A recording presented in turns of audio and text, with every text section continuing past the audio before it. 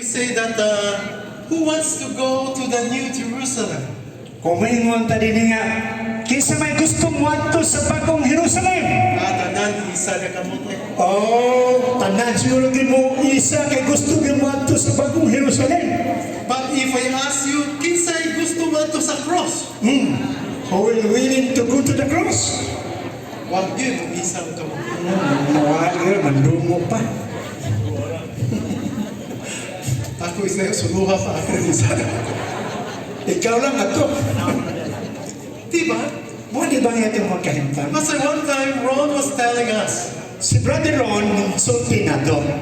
he said that 80% 80% the saints in the Lord's recovery nga ang mga balaan sa pahiulin have not get into the stage of the third stage of the experience of life.